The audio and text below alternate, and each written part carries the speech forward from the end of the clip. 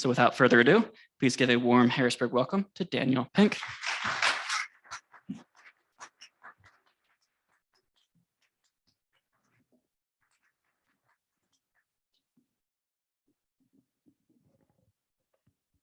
All right. Whoa. All right. Good evening, everyone. I feel like I should have a guitar and start playing folk songs. Fortunately for you, that won't happen. So it's so good to be here. Yeah, we can have whoops here. It's Friday night, man. It's actually really good to be anywhere.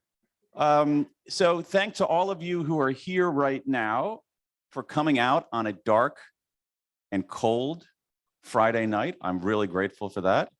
You could be home on this dark and cold Friday night watching Netflix, but instead you came here. So I'm really grateful for that.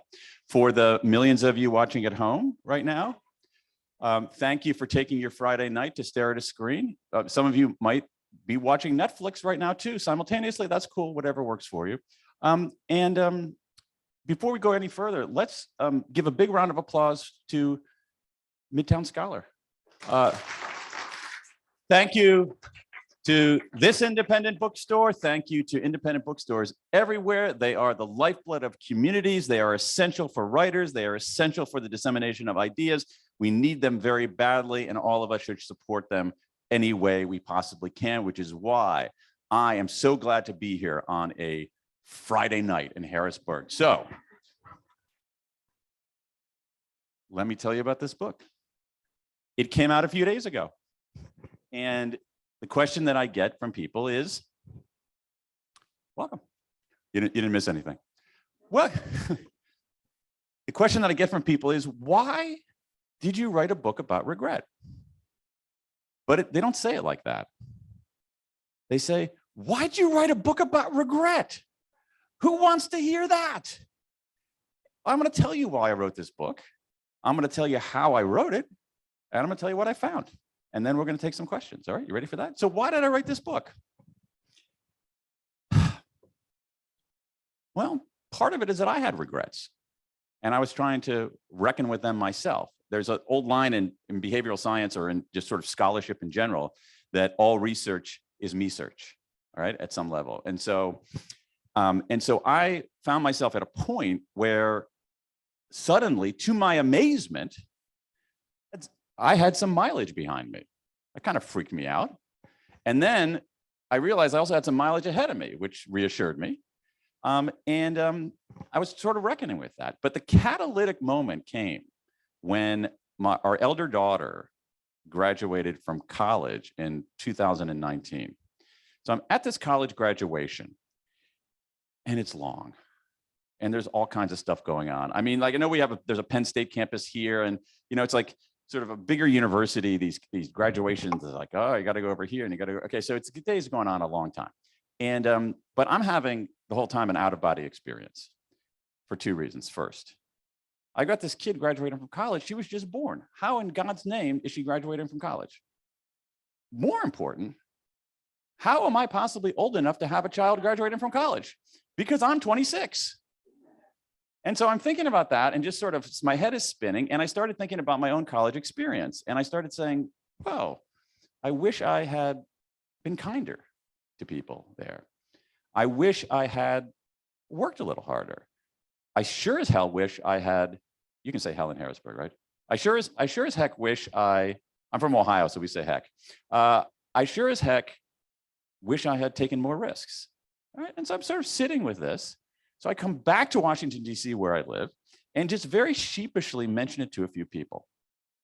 And I got a reaction that writers love, that a lot of us love as human beings, but the writers really love. People leaned in. And when I say leaned in, I don't mean it metaphorically. I mean it literally. I mean it like, really, I have a regret like that too. And that's just a really interesting reaction. And it got me thinking. And then I said, well, let's see if there's any research on this. And I started looking at the research and said, oh, this is pretty interesting. I see some interesting ways to go with this. And I can't get this idea of regret out of my head. I can't say, what am I supposed to do with my regrets? I have these regrets. They're not debilitating, but they're not going away. And, I'm looking backward, and I'm looking forward, and I'm figuring out what the heck to do. And I want to figure this out. So to make a long story longer, I put aside an entirely different book that I was writing. I had a contract for an entirely different book, a book that has nothing to do with this. And I put it aside. And I started doing some research in regret to see what the academic literature said on regret and what else had been written about it. And it was a topic that in popular books, no one's going near. And then I spent about a month and a half working on that. And I sent my editor, the beloved editor, Jake. Hey, Jake, if you're watching at home, an email. I said, Jake, I got some good news and some bad news. Bad news. This book that you think I've been working on for the last few months, I haven't done squat. The good news, I got something better. See attached my 25-page proposal for a book on regret. And so that's how I got on it, because here's the thing. Writing books is really, really hard. Any of you, we have any other writers in the crowd here, and a few of you here. So writing a book is really, really hard. And if you're not into it very deeply, it's even harder. And so what you want is you want to have an idea that just takes hold, that you can't get rid of. Even if you want to shed it, you can't do that. And that's what happened with me for regret. All right. So that's the why of this. I guess the shorter version of the tale would be that I had a midlife crisis. So that's the why. Now let's talk about the how, because the how is a little bit different here. So the how of this book. So here I take this amorphous topic that a lot of people don't want to deal with, regret. How does one go about understanding it? Well, there were three legs to the research stool. One leg was to look at the existing academic research on regret. There's some good research in social psychology, in developmental psychology, in cognitive science. Actually, a lot of the research in regret began in during the Cold War era in game theory, in economics. Daniel Kahneman and Amos Tversky did some work on regret. And so I looked at that. But I found that sort of unsatisfying, and just for myself. So I had two other legs of the stool. The first leg of the stool, the second leg of the stool rather, was that I decided to do my own piece of survey research. Because when I looked at the existing academic research, I found that the most rigorous, like sort of large sample of American population about American opinion about regret was conducted in 2011 from a sample of 300 people, random digit dialing. It's a good study, but we can do a lot better than that. So I said, you know what? And it's amazing if we're any data people here in the crowd here. We got a few nods, good. So what's amazing is that someone like me from his desk in Washington, D.C. can do some fairly sophisticated public opinion polling at a relatively low cost and have the tools to analyze it. It's kind of amazing. Like if you think about 20 years ago, this would have been prohibitive, but now I can go out and say, you know what? I'm going to do the largest public opinion survey of American attitudes of regret ever conducted. So I did that. But wait, there's more. I said, and in part for reasons that I'll explain here in a minute, I found that quantitative version of it interesting, but in some ways unsatisfying. So I decided to do a qualitative survey too, something that I called the World Regret Survey. And I just set up a website, worldregretsurvey.com, and I invited people to share their regrets. And hoping to get a few hundred regrets that I could read and analyze. And pretty quickly, I had 15,000 from 105 countries. Whoa, I guess people do want to talk about this. So that's the how. And so using the analysis of the academic research, using my own quantitative survey, and using this qualitative piece of research, I said, I'm going to crack the code on regret. So let me tell you now what I found. It's so cool. It's so interesting. I love it. And one of the things about, again, with writing a book is that you have to not only love it in the moment, even though you hate it in the moment sometimes, but you have to love it forever. So when we go to Q&A, I'm happy to talk about anything else that I've written if you happen to have read any of those, because this is the kind of thing, like I'm totally good on talking about regret for the rest of my life, because it's so interesting and so revealing about who we are as human beings. So let me tell you what I found. Two big insights from the academic literature, right, that we can really, I think, distill very sharply. Number one, everybody has regrets. Everybody has regrets. This reigning philosophy out there of no regrets, I don't have any regrets, I never look backward, is complete nonsense. It is actually dangerous. It is one of the most wrong, if you were to do a 2x2 matrix of things that are widely accepted, like on one column, because I love 2x2 matrices. In fact, I don't even see human beings out here. I see a giant 2x2 matrix with masks. So if you were to do a 2x2 matrix where you had on one axis widely accepted and, on one axis, like wrong-headed, yes or no, right there in the widely accepted and wrong-headed box would be this philosophy of no regrets. It is so stupid. It is so wrong on so many different levels. But here's what we know. Everybody has regrets. Everybody has regrets, truly. I read through piles of neuroscience and developmental psychology, and here's what we know. The only people without regrets. Good. Somebody said it. You're anticipating there. All right. Tell me your first name. Sue. All right, Sue. All right. I love people whose first names are verbs. All right. So thank you for that.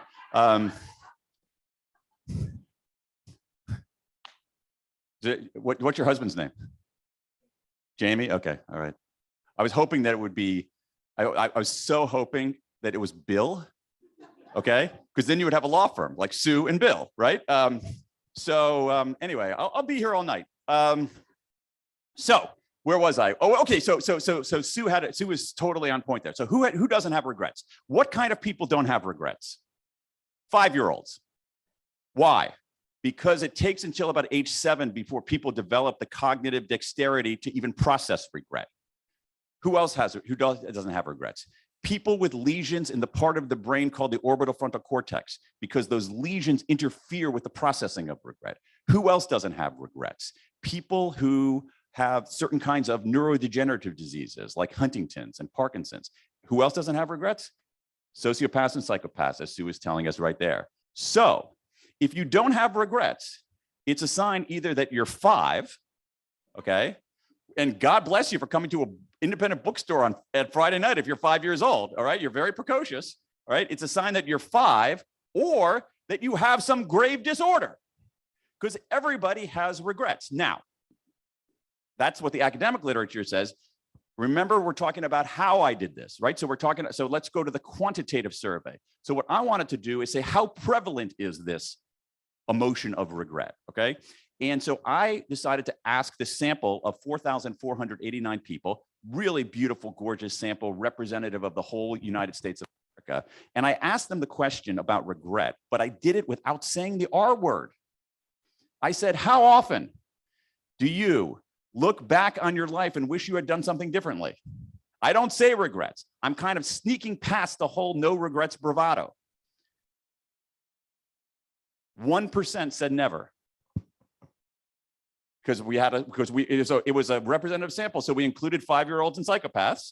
All right, we had about 15 or 16% say rarely, and 83% said they did it at least occasionally. We had something like 45% said they did it pretty often. All right, it's entirely common. One other data point here: there's research that began in the 1980s showing that it's very interesting how they did it. Susan Scheimanoff did this. You record conversations, everyday conversations that people are having, and then you record them, you transcribe them, and then you look at the emotions that are being expressed there, the code there. So what in sort of a natural environment, what emotions are people expressing? The most common negative emotion that people express? Regret. The second most common emotion of any kind that they express? Regret. The only emotion mentioned more than regret is love. So it is ubiquitous. Everybody has this. Everybody has regrets. So that's a kind of thing, because so there's a little bit of a paradox here. So regret stinks. I don't like experiencing regret. I don't like feeling. Nobody likes feeling regret. It's an aversive emotion. It's unpleasant. It's negative, right? So why does everybody have this emotion when it's negative? Goes to the second point. Because it's useful, because it instructs, because it clarifies. regret makes us human. Everybody has regrets. But what we haven't realized is that if we treat it right, regret makes us better. There is a pile of evidence showing that if we actually reckon with our regrets, don't ignore them, don't wallow in them, reckon with them, confront them, listen to them. We are better. We can avoid cognitive biases. We become better negotiators. We become better strategists. We become better problem solvers. So, if you want to get better at Wordle, lean into your regrets. It's going to make you a lot better at Wordle. It can bring greater meaning to your life. There are a whole array of benefits if we deal with our regrets properly. And so what's happened out there is that we have largely been fed a bill of goods. We have been encouraging people to actually not only say, but in some ways coax themselves into believing that they have no regrets, choking off the possibility of looking backward and examining your life, when in fact, that's a really wrong-headed idea. The philosophy of no regrets is not courageous. It is not a sign of courage. What's courage is looking at your regrets dead in the eye and doing something about them. That's what courage is. And so regrets make us human. Regrets make us better. I hate to say that something is unequivocal in the science, but this is unequivocal. Everybody has regrets, and if we treat them right, regrets make us better. Not ignoring them, not wallowing them, but confronting them.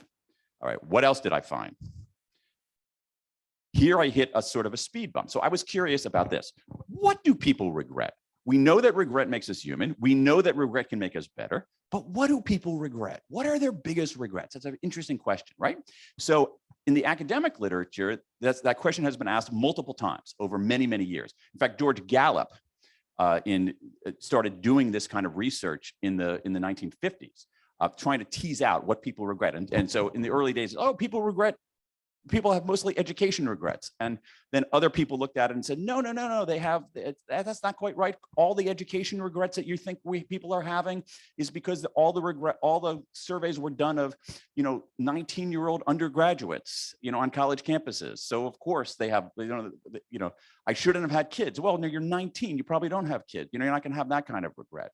So other scholars looked at it, and what they kept coming up to in terms of figuring out what people regret is people regret a lot of stuff. They regret stuff about their family. They regret stuff about their romantic partners. They regret stuff about their career. They regret stuff about education, okay? And I'm like, okay, that's really unsatisfying. I'm gonna crack the code on this. I'm gonna figure this out. So in my quantitative survey, remember, we have 3 pillars of the how. In my quantitative survey, I asked these 4,489 Americans, please share one big regret. Then I had them type it in. And then I said, and please put it into these categories: family, career, health, finance, partners, those kinds of things. And I got the data from Qualtrics, plopped it into R. Oh my God, I'm gonna crack the code here. And I found that people regret a lot of stuff. I didn't have an answer either.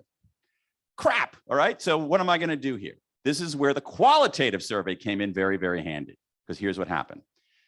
I ended up with this database of 16, we're actually well north of 17,000 right now. We're pushing 18,000. And this database of literally thousands of regrets, literally from all over the world.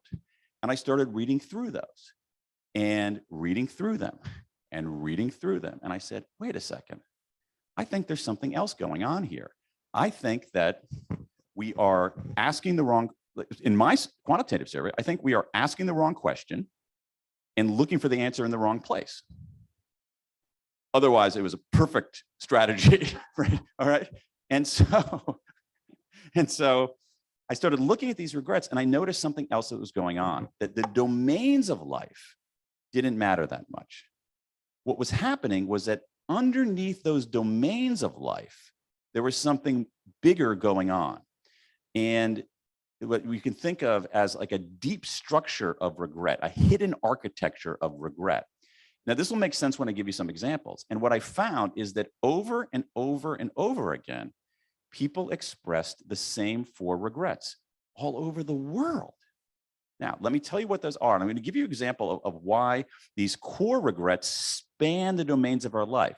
That the domains of our life are a little bit of a, looking at regret by the domains of our life is a little bit of a, okay, here we go. So my wife allows me one sports metaphor a day, and I'm going to burn it up on you. Looking at the regrets by domain of life is a little bit of a head fake. It sort of puts, it sort of jukes you in the wrong direction. So let me tell you what I mean by that. So I had in my database of 16,000 qualitative, just people just pouring out their biggest regrets.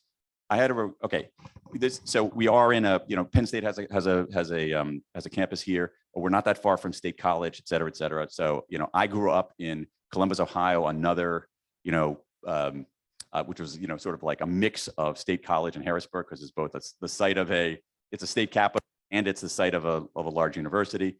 All right. In my database, I have so many Americans who graduated from college whose regret, anybody have an idea? Was not studying abroad. Anybody have that regret here? Yeah, a few people. I was amazed by that, all right? So that's an education regret, right? If we look at our domains. Then I had huge numbers of regrets, huge, all over the world, that went like this. I stayed in this lackluster job. What I really wanted to do was start my own business. I wanted to be an entrepreneur. I wanted to go out on my own, but I was too chicken to do that. That's a career regret, right? Then I had another, again, hundreds of regrets. Okay, what's so interesting is that you begin to see not only the same themes, but in some cases, very, very, very, very similar language. I have hundreds of regrets with this structure, almost verbatim, seriously. X years ago, there was a man/woman who I really liked. I wanted to ask him or her out, but I didn't because I was too scared, and I've regretted it ever since. That's a romance regret. But here's the point. Those 3 regrets, they're all the same. It's a regret that says, if only I'd taken the chance. People got to a juncture, they could play it safe or take the chance. They didn't take the chance and they regretted it. Doesn't matter the domain of life. It's a regret about boldness. It's one of the 4 big categories. Let me tell you the other categories. One other category is what I call foundation regrets. Foundation regrets sound like this. If only I'd done the work.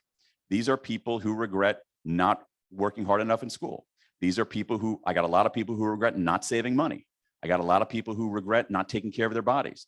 A lot of people who regret smoking. Small decisions early that are not cataclysmic on their own immediately, but that accumulate and become hard to untangle. That's foundation regrets. Third category, here's a good one. Moral regrets. You're at a juncture in your life. You can do the right thing. You can do the wrong thing. You do the wrong thing, lots and lots of people regret it because most of us actually want to be good. And so these are things like, I got a lot of bullying regrets. Oh my God, I can't believe I bullied kids when I was younger. I can't believe I did that. For me, one of my regrets for first 25 years of my life wasn't so much bullying, but sort of inaction in the face of that. Like I saw that, I knew it was wrong, and I didn't do squat. Like that that really bugs me to this day. Regrets about marital infidelity, and then other kinds of moral regrets that are a little bit more complex because we don't have all of us don't have a shared notion of what it is to be moral. There's some categories of things where we know you shouldn't bully people, you shouldn't cheat people, but on other kinds of things. So for instance, it's very, very interesting. I have a number of people who regret not serving in the military because they felt like that was a moral regret because they didn't fulfill their duty that they had. And so it's a different version of a moral regret. And finally, last but not least, are connection regrets, the largest category of all. These are relationships where you have a relationship that was intact or that should have been intact, and it comes apart. Now, here's the thing about these relationships that come apart. Most of them come apart. And I've heard, what I did is that with the qualitative research, I asked people to opt in, allowed people to opt in and saying, if you would like to be contacted for a follow-up interview, please leave your email address. Otherwise, it was completely anonymous. 32% of people opted in to talk more about their regret.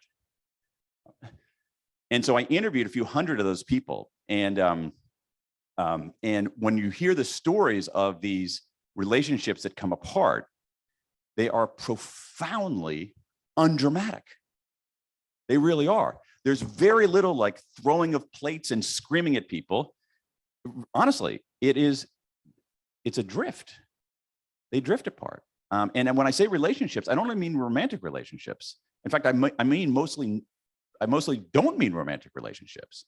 I mean relationships of parents and kids, of kids and parents, of siblings, of relatives, of friends, losing touch with friends, colleagues. And so what happens here is that people want to reach out, the relationship drifts. People want to reach out, but they say, it's going to be really awkward if I reach out, and the other side's not going to care. And they're wrong, but they don't do anything, and it drifts apart. And then you have these tragic, horrible situations where somebody dies, where the door closes completely, and then the regret even deepens. So connection regrets are if only I'd reached out. Now, what's interesting, I think these 4 regrets are interesting in their own, just how often they came up over and over again. But I think there's something actually even more profound about these 4 core regrets, and it is this.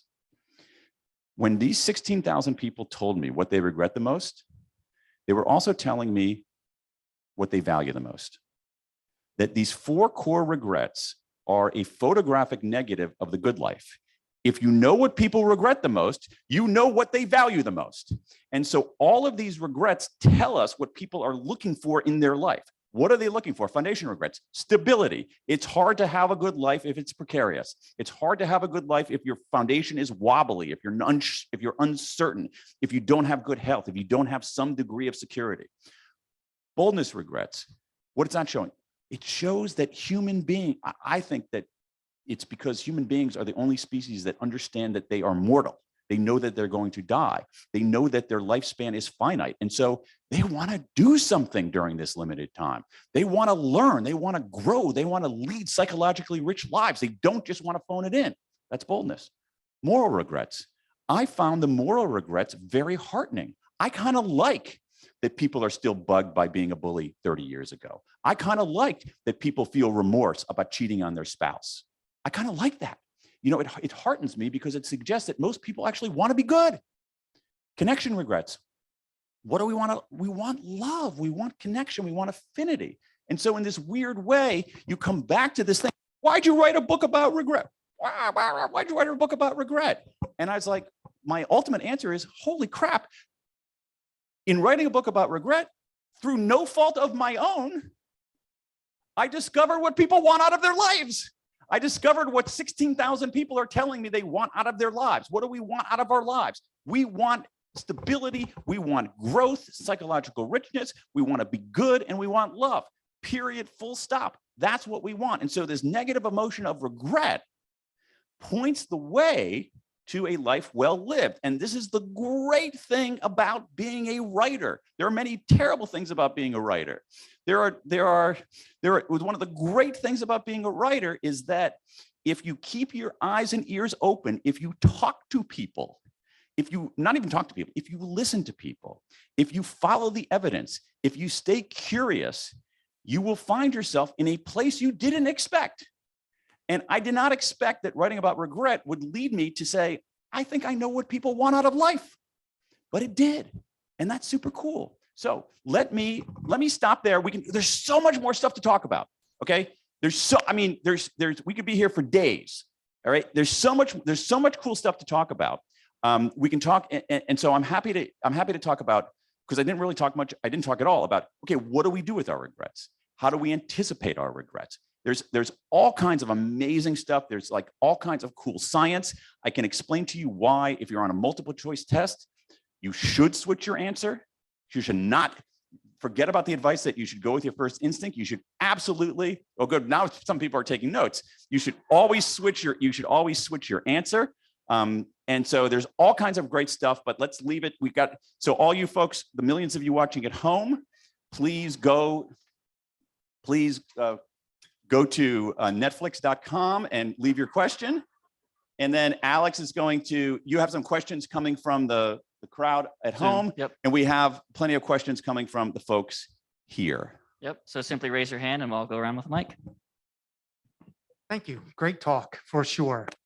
How about situational near-death experiences that really bring a condensate to some kind of true regret syndrome that becomes almost like a driving force of either existence or whatever? What other insights did you come up with that? Such an interesting question. Tell me your first name. Mike. So hey, it's Friday night in Harrisburg. Let's talk about near-death experiences. It's a great question. And I don't know about near-death experiences themselves, although you did have stories of people whose regrets came at some point when they were reckoning with mortality, their mortality, or something else like that. So what we have is regrets where you want to call a friend. One woman, she had this close friend growing up, and the friend came down with a pretty hideous form of cancer. And so this woman, Amy, she said, okay, I got to reach out to my friend. And okay, I'll reach out. It's going to be kind of uncomfortable. She's going to think that I'm only calling because she has cancer. And like, I haven't talked to her for a couple of years and that's going to be weird.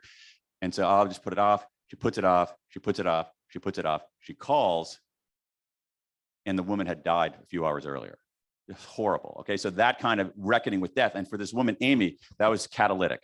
She had another friend who was also sadly ill. And this time she brought it. This is how regret can change us and how it can make us better. She brought it. She texted that friend. She called that friend. And so I don't see that many about sort of near-death experiences, but I see more when reminders of mortality creep in. It forces, it sort of is, I like the way you said it sort of it condenses it, like it's like a distilling function here. I think it distills for people what's really important. I have a lot of regrets about funerals, basically missed funerals. I have a regret about a missed funeral. I had this guy who I worked with. I'm embarrassed by this. I don't think I've ever mentioned it publicly, actually. So thanks for bringing that up. I have a guy who I worked with, not a close friend at all, but somebody who I liked and who was a colleague who I liked. And he sadly passed away. And I remember the day of his funeral. And what's pathetic is that the funeral was literally a few blocks from my house. And I didn't go because I had a lot of work. Yeah, it's horrible. I feel like an ass even telling you that. But like, so you have a lot of people. And one of the things we see about connection regrets, and again, why regret is so instructive, is that with connection regrets, basically, like this is not a self-help book per se, but there are self-help takeaways in here big time. And I'll give you the biggest one for me. Connection regrets. If you're at a juncture where you are saying, should I reach out or should I not reach out? You've answered the question. Being in that juncture means that you should reach out. When in doubt, reach out. If you're thinking about, should I go to that funeral or not? The fact that you're thinking about it means go to the freaking funeral. Go to the funeral, always reach out. And that's been, and as someone who hasn't done that in his life, hearing all these stories in here was transformative for me. And I think it's because of as you say very well, the distilling function of mortality being in our midst.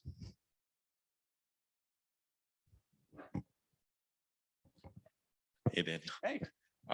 So I'm kind of going to come at you two ways here. Okay. First one, with the me search comment, I have something on that. And the other one is about aspects of self.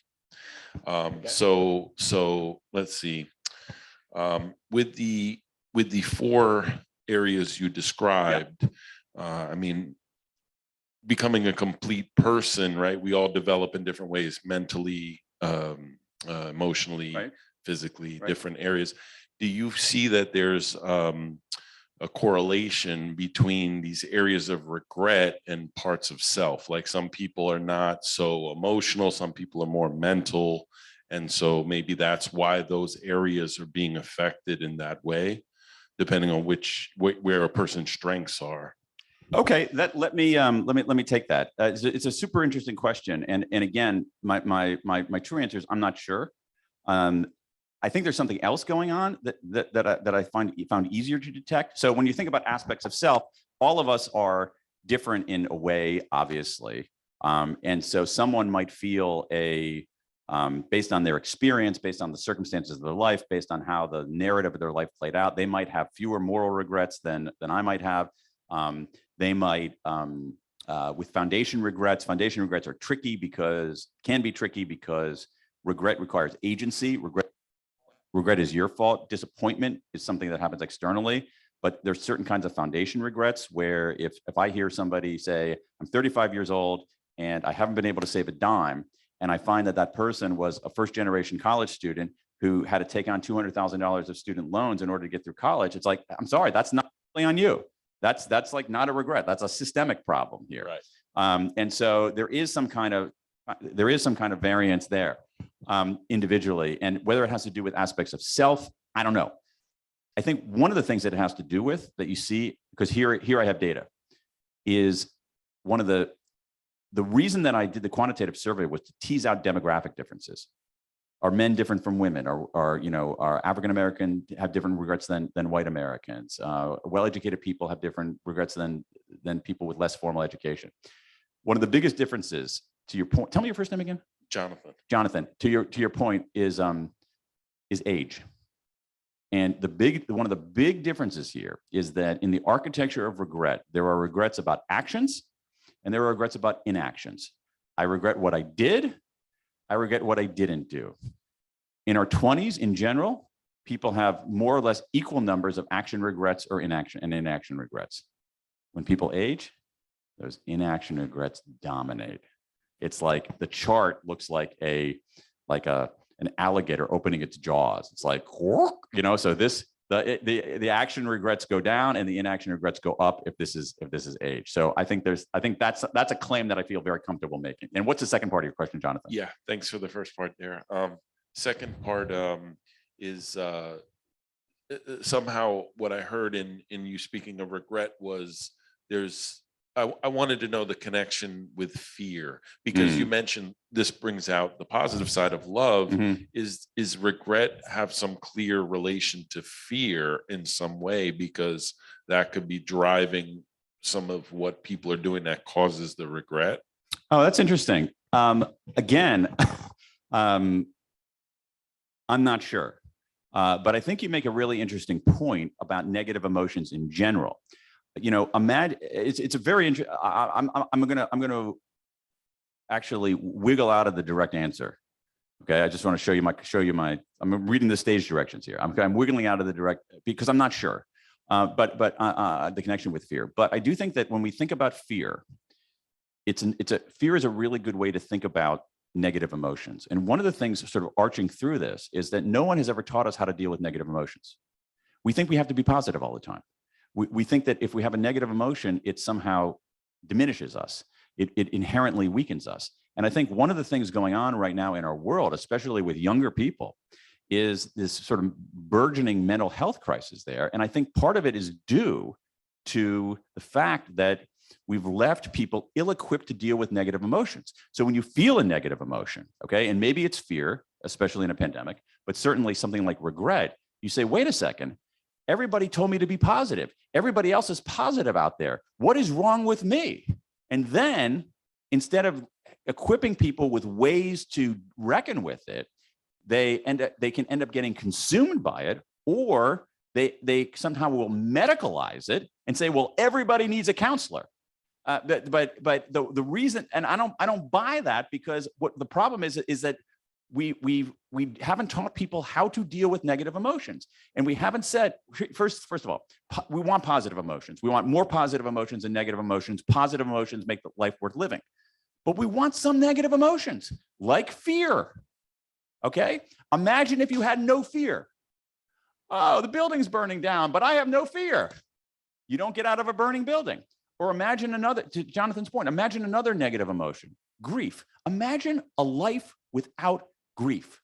if people were not able to experience grief, grief is a horrible emotion, as anybody who's gone through it knows. It's a horrible emotion. But imagine a life without grief. It's terrible. Why? You know why? Because a life without grief is a life without love. The reason you have grief is because it's a reminder that we have people in our lives who we care about, who we want to protect, who we want to take care of.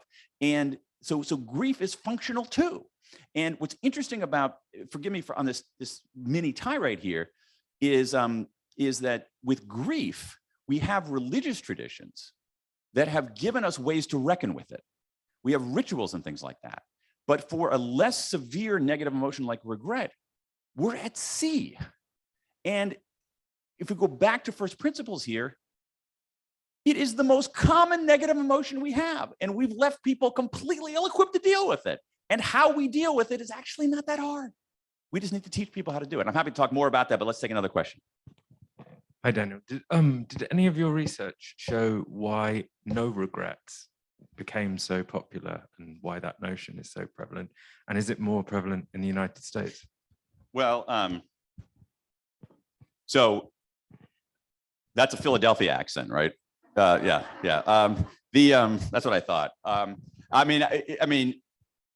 think you're right about that. I think it's partly the United States. The United States had in the mid 20th century this positive thinking movement, which wasn't all. It's like some of it's pretty good, right? Some of it's pretty good, and some of it is contextual. The United States comes out of this world war, and suddenly we're sort of burgeoning, and we're sort of on the top. Obviously, we're beset by all kinds of other problems that we haven't fully reckoned with. But it's this idea that we can do anything, that there's a sense of possibility, and that what we should do is always look forward and always be positive. And I do think there is there's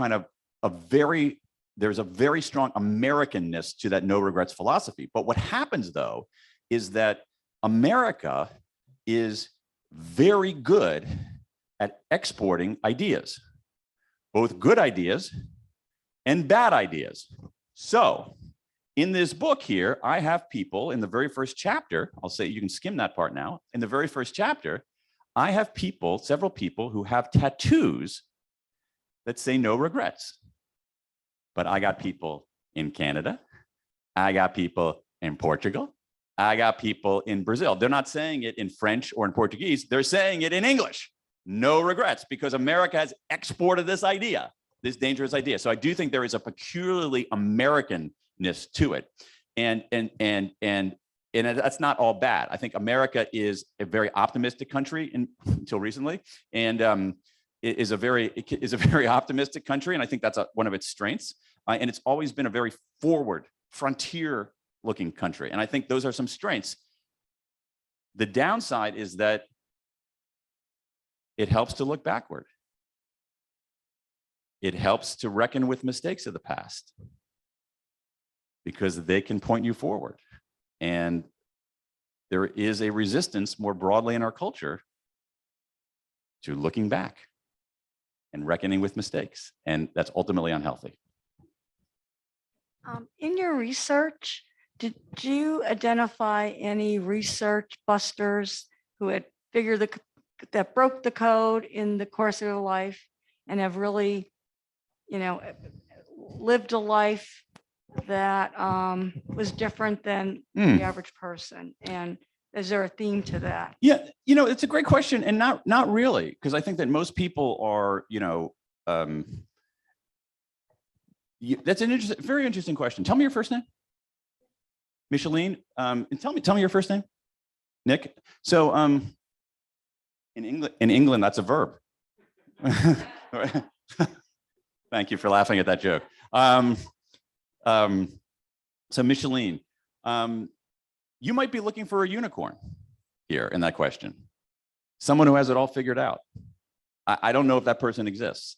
I think that all of us are at some level flawed people who are trying to do the best we can in uncertain times with limited information and trying to get through the day and do right by ourselves and do right by our family.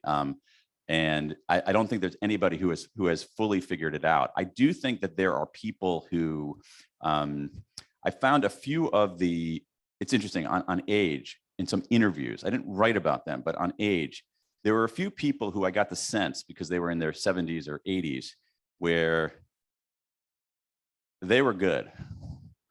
Like they didn't give a shit anymore. I mean, not in a way of giving up, but they were like, you know what? Don't be a jerk to people. Like if you're going to be a jerk to people, I don't want to spend time with you. There's this interesting phenomenon that Laura Carstensen at Stanford has found that when as people age, the number of friends that they have dwindles, and you think that it's like some kind of sad tale. But what happens is that actually what Laura Carstensen said is that when people actually confront the end of something, the end of anything, they start getting serious and they shed. So you think about friends, you got friends in the inner circle, friends one circle out, friends another circle out, and they say, those outer circles, done with you. I don't have endless time left. I'm going to focus in on the inner circle. You see it also in it's the same phenomenon in colleges, that when people are in their senior year of college, they do the same kind of thing. They shed the outer layers, focus on the inner layers. So that's that. Who else? Any other questions down here? Yes. Have you found any regrets, like a specific types of regrets or perhaps amounts of regrets that is actually not helpful or useful to people? Well, great question. I'm glad you asked that. Tell me your first name. Seth. Seth? Yeah. And I don't know if I can quantify it, but what you want to do, and I'm glad you raised that, Seth, is that I don't want to make the case that regret is all good. It's not. It's not. What's good is dealing with it properly. And so what happens sometimes if people experience too much regret, they spin into rumination, they end up getting captured by it. And that's terrible. In some ways, that's worse than blithely pretending you have no regrets. Like you basically, it's like on one side is delusion, and on the other side is despair. And that's very, very dangerous. What we need to do is equip people with how to deal with that, to sort of cut off the spiraling, to block off the rumination. And I think there's a system, and I write about it in here, I think there's a systematic way to do that, if that's helpful. We can't quantify how much regret is too much. I don't know. But it's clear that there's a point for many people, and there's probably, to Jonathan's point, some individual variation.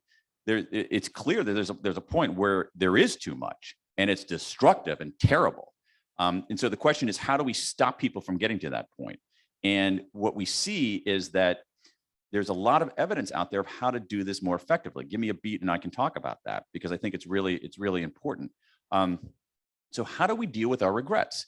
I think that there is a systematic, learnable process for doing that, that requires picking from different disciplines and different kind of research traditions, but it's relatively straightforward. And the way I think of it is I'm oversimplifying a bit, but I'm oversimplifying in the name of clarity, is inward, outward, forward, inward, outward, forward, inward, outward, forward, inward.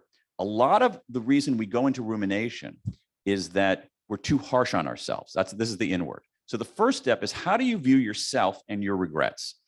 And what we have here is, again, no one has taught us this. So what we have is this sort of push for self-esteem, which is, self-esteem is not all bad, but self-esteem is not all good. Believe me, the research on self-esteem shows you can over-index on self-esteem. It can get people to not try very hard. It can get people to be biased toward outgroups. It can get people to become narcissistic. Now, the other side of that is self-criticism. All right, I love self-criticism. It's one of my favorite things. It's just that when you go looking for evidence of its effectiveness, the evidence isn't there. At some level, it's sort of like virtue signaling to yourself. What's better is this line of research that is powerful for this inward part, that is powerful. I didn't know much about it until I read this. Again, you write a book, it takes you to places you don't expect. And it is something called self-compassion. Some of you are familiar. How many of you are familiar? Somebody familiar with? Okay, so self-compassion, it's built on the work of Kristen Neff starting 20 years ago. Kristen Neff is at the University of Texas. Self-compassion is very straightforward. And here's a way to think about self-compassion. When we talk to ourselves, I'll give you the instructive part of self-compassion. When we talk to ourselves, we can be cruel. We can be incredibly harsh. incredibly harsh. If you were to hear me exercise and talk to myself, you would think I was a lunatic. You would think that I was like the worst human being ever. But I would never talk to another person that way. And what we should be doing is treating ourselves with kindness rather than contempt, right? When we talk to ourselves, the way you look inward, treat yourself with kindness rather than contempt. Another thing that self-compassion teaches us is this: when we look inward. I mean, I don't want to be rude here, but because all of you are very special, but you're not that special. All right? Because here's the thing. If you have a regret about kindness, if you have a regret about boldness, if you have a regret about morality, you're not alone. That's part of the human condition. You know, you're not the only one. So recognize it as part of the human condition. The other thing is also recognize it temporarily, that you have this regret that represents one moment in your life. It doesn't define your life fully. And so the inward is how you think about yourself. And that's the work on self-compassion. I found the self-compassion research really, really powerful. Second step, okay, inward, outward. Disclosure. Disclosure. We've gotten disclosure wrong. There's a reason that a faith tradition like Catholicism has a confessional. There's a reason that with essentially no publicity, 15,000 people shared their regret with a complete stranger. Disclosure is important too. That's outward. Here's what disclosure does. Disclosure is an unburdening. But more important than that, is that when we talk about our regrets, or really any negative emotion, Seth, but regrets, when we talk about our regrets, when we write about our regrets, we transmute them. Forgive the 50-cent word there.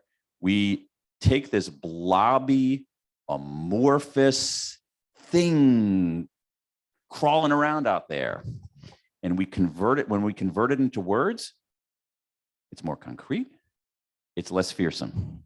And so one thing that you can do in reckoning with your regret is literally write about you. If you have a big regret, write about it for 15 minutes a day for 3 days. That's it. And that prevents you from tipping. I don't say write about it for the rest of your life.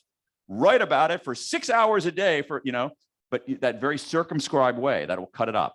Write about it for 15 minutes a day for 3 consecutive days. The other thing about disclosure is that we've gotten it wrong in this sense. We believe that when we disclose our vulnerabilities, people will think less of us. There's 30 years of behavioral science saying, not always, but often, they think more of us. They admire our courage. They empathize with us. So express outward. And finally, the final step is to move forward, all right? So again, we're gonna stop this rumination. How are we gonna stop it? We're gonna have compassion for ourselves. We're gonna disclose it as a sense-making function and defang it. And then we're gonna extract a lesson from it. And the best way to extract a lesson from it is something called self-distancing. We are all better at solving other people's problems than our own problems because with our own problems, we're too enmeshed in them.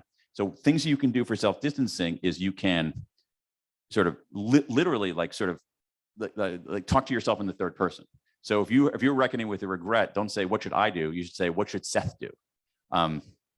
And believe it or not, there's some very, very solid research showing that's an effective technique. But I think the very best technique is this, which is ask yourself, if your best friend came to you with this regret, what would you tell her to do? What lesson would it teach her, and what would you tell her to do? And so when we put this all together, we say, okay, what do we do? Inward. Treat yourself with kindness. Outward. Disclose it to make sense of it. Forward. Think about what you tell your best friend to do and do that. And that's a way to stop that rumination from happening before it really takes hold and has the destructive capacity. David, should we let the internet ask a couple questions? Sure. Just not the comments section of any internet site. I don't want to hear from them. So the first two that we have here kind of have the same exact question, one from Kelly and one from a gentleman named John. And it is, to what extent did regret seem to be associated with either shame or guilt in your research? Yeah. And what is the relationship between those? Okay, very, very, very, very interesting question. Okay, so let's talk about shame and guilt. All right, and again, I'm oversimplifying here because there's a lot of very good research on this. but I'm going to give you sort of the TLDR here to the internet. Shame is an assessment of yourself. It's a measure of yourself, your worthiness. All right. Guilt is about an act. It's about an action. It's not about yourself. It's about an act. So, so shame is actually generally pretty destructive, and guilt can cause shame. Shame is a negative emotion. That's there's some good in it, but not a lot. Guilt is very functional. Guilt helps you learn right and wrong. And so guilt is about an action. Now, what's the connection between guilt and regret? My view is that guilt is a subset of regret, that a lot of these moral regrets are regrets about guilt. And some action regrets of what I did are often tinged with guilt. But a lot of regrets have nothing at all to do with guilt. Certainly inaction regrets have nothing to do with guilt. So I hope that answers the question. Shame is about yourself, guilt is about an action, and then guilt is a component of regret, but not anything necessarily central or definitional to it. Okay, and then the last question I have up here is actually in doing your research, did you find that a lot of human development theories not only take into factor, regret to be part, or hold on, sorry, this was my question here for you. Do you find that in your research, did you find that human development theories negated any type of discussion about emotional factors, like emotional input, like regret? Oh, that's interesting. I mean, I do think that it's a really interesting question. I do think that, like any kind of science, the science of human development has evolved over time. And like any kind of science or any kind of body of ideas, it sometimes will cycle through. And so you'll sometimes say, in this realm, it's all about cognition. It's all about thinking. And then you say, no, we've overvalued thinking. It's all about feeling. This is part of the, remember the emotional intelligence movement, which is, a good thing. And now we're going back and saying, no, it's really, so it's an interplay of those two things. And I actually think that the interplay of feeling and thinking is actually something else that we haven't quite worked out. So if you think about, William James, who's essentially the founder of modern psychology, he once wrote that, or mostly wrote that, so why do human beings think? Why do we think? He says, thinking is for doing. We think because we have to do stuff. Thinking is for doing. But we haven't fully resolved the question of what are feelings for? Okay, so what are feelings for? And one view is feelings are for ignoring. Like there's no truth to feelings. They're distractions, right? That's a pretty bad idea. Then other ones are feelings are the only source of truth. That's a really bad idea. You are fully your feelings. That's dangerous too. My view is this: if thinking is for doing, as William James told us, feeling is for thinking. That feelings, especially negative feelings, are signals. They're information. They're telling us something. And so what we have to do is not ignore it, nor get debilitated by it and wallow it, but say, wait a second, think of a negative feeling as a knock at the door. Hello, I have something to tell you. And you can either say, get out of my life. And, no solicitors, and ignore it completely. Or you can go dive under your couch and run from it. Or you can say, oh, hey, what's going on? Oh, what's the lesson you're teaching me? What are you telling me? Okay, cool. I got it. I'm going to do better next time. And that's the psychologically healthy way to deal with that, is actually, and I think a psychologically healthy way to integrate in our development as people, how we weave together our cognition and our emotion, how we weave together head and heart, because we don't want to be all head and we don't want to be all heart. We want them woven together. And I think that regret gives us an opportunity to do something like that. We have time for maybe one last question. Anyone? Yes. Just something about this point of boldness. I feel like the other categories that you talked about really can develop the person, or help the person develop to become better. But with boldness, I'm not sure. I'm trying to struggle if really boldness makes you a better person, or learning to be cautious. And even with the dilemmas in that category, should I have invested in cryptocurrency or not? You know, and then the prices go up, and you say, I knew I should have done it. And I feel like it's almost delusional, because it helps you think of the possibility of a better life that maybe could not have existed. I think you make, tell me your first name. Gladys. Gladys, I think you make several really, really, really excellent points here. So let me try to respond to them. So one of them is, let's think about what boldness is. Boldness doesn't mean that you act wildly and irrationally all the time. Like what we, and when the regrets that people were telling me were not, oh, I really wish I had robbed that bank. I really wish that I had done something outlandish. They're circumscribed. They're actually real life regrets about boldness, where they had a chance to take some kind of a risk and they didn't do it. Now, why do they feel bad about that? All right. So I think you hit on something really important here, which is that they don't know. Okay. They're answering the question, what if? They're answering the question, what if? And the fact that it's unresolved is what nags at them. Let me tell you a quick story. There's one person in the book, his name is Bruce. He didn't let me use his last name. Most people in this book, amazingly, were totally fine with me using their first and last names. Bruce only wanted me to use his first name. Here's Bruce's story. Bruce is 62 years old. He lives in Spokane, Washington. Totally nice guy, very successful in his career. When he graduated from college in the early 1980s, he went to Europe to work on a farm in Sweden for a year. And during his final week there in Europe, he decided to take a train around Europe to see the sights.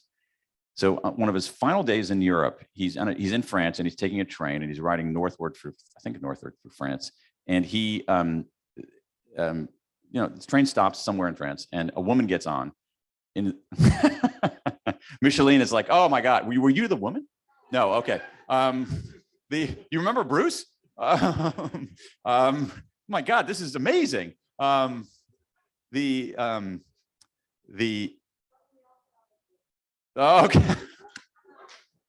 Well, I think I might want to turn this over to Micheline here, but we'll come back to that in a moment. So Bruce is riding this train. He's an young American guy. There's a seat open next to him. A young woman comes on. She's Belgian. Bruce, being an American, doesn't speak French very well. This woman, being French, speaks English, or being Belgian, speaks English pretty well. And they start talking. Okay, just randomly sits down in this empty seat. They start talking. They start laughing. They start, remember, this is like before mobile phones. They start playing word games like Hangman and things like that on the paper. They start leaning into each other. They start holding hands. Train is rumbling all the way up. She's a Belgian who works as an au pair in France. And Bruce is, because I interviewed him a couple of times, he's like, I never felt that way about anybody. It was incredible. It was like this kind of weird magical moment. The train gets to Belgium. The train gets to Belgium, and she says, "This is my stop." And Bruce says, "I'll go with you. I'll go with you." And she said, "Oh my God, no, I can't do that. My father would kill me." And so Bruce doesn't know what to do. The train is literally stopping. The doors are opening. And Bruce, again, pre-internet, okay, for all you youngsters out there, there was a time where we didn't have mobile phones. We had ancient instruments like pencil and paper. And he writes his mother's mailing address in Texas on a piece of paper, tears it off, hands it to her. They kiss. She gets off the train. 40 years later, when Bruce filled out the World Regret Survey, he said, "I always wished I got off the train." Now, when I interviewed Bruce, Gladys, he didn't say, "Therefore, I would have had this passel of gorgeous Belgian American children." He didn't say that. He didn't say, "This was my soulmate and I missed out on that soulmate." What was bugging him was exactly what you're talking. What if? We don't know. What's more is that for Bruce, I think, and I don't want to speak for Bruce, he's a lovely guy, but I think there was something here. Bruce has been married for 30 years, not happily. And I think he feels like there's something missing. I think at age 62, I think it's a proxy for other kinds of boldness. It's like, I'm not here forever. When am I going to step off the train?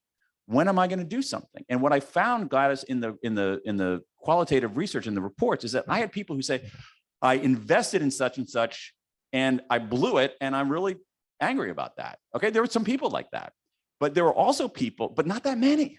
There were also people who said, I mean, I have a guy in the book. I started a business, it flopped, but I'm glad I took the chance because now I know. And so I think that part of the boldness is it's not indiscriminate boldness. It is a reckoning with the fact that we're not here forever and we want to try stuff. And that the endless what if really, really gnaws at us. And so, and if you marry the boldness regrets with the foundation regrets somehow bolster that. That is, people, foundation regrets are partly about prudence, which is what you're talking about. And so people are trying to balance prudence and stability with some degree of reach and aspiration and boldness. So I think that if boldness, if I was suggesting that boldness regrets come and foundation regrets don't matter at all, stability doesn't matter at all, I think that'd be totally wrong. But I think that that's the way they work together. And a big part of the boldness regrets is that question about what if, and that question about, am I going to end my life and not actually do what I'm able to do? So so the message here, ladies and gentlemen, of Harrisburg and the world, the message that you should take away from Alex, you too, the message that we should take away from all of this, step off the train. Thanks. All right. Thank you, Daniel. Thanks everyone for coming out. So a couple notes. We're going to have a book signing here. The books you have in your hands are already signed, but if you'd like it personalized, you can hop on the signing line. And lastly, we sent most of our staff home because of the potential ice. So it's just me and David. So please be patient with us. And thanks again for coming out, everyone.